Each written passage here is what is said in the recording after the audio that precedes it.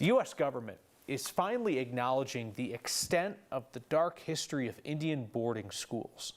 The Department of the Interior has identified 408 boarding schools, 5 of them in Colorado, schools designed to assimilate indigenous children into white society at any cost.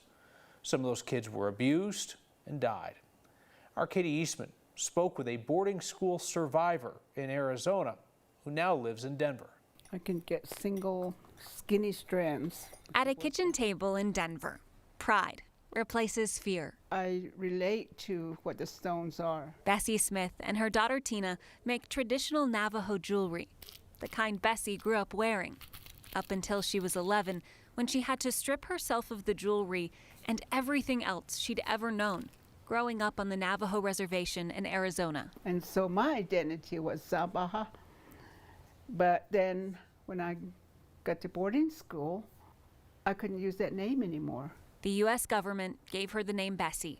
She became one of thousands of indigenous children taken from their homes and forced to assimilate into Western culture at an American Indian boarding school. If we got caught speaking our language, we would get punished.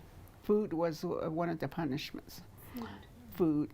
Because of the psychological abuse, Bessie rejected her culture and became ashamed of her own family. I could not tell my parents because they didn't speak English. They didn't speak the language that I was suffering in. So that is the pain itself, too. It would be many years before Bessie began to take back what was taken away. Stringing beads, one by one, healed. It's therapy. But the name she had as a child was still gone. Somehow my heart was attached to my name.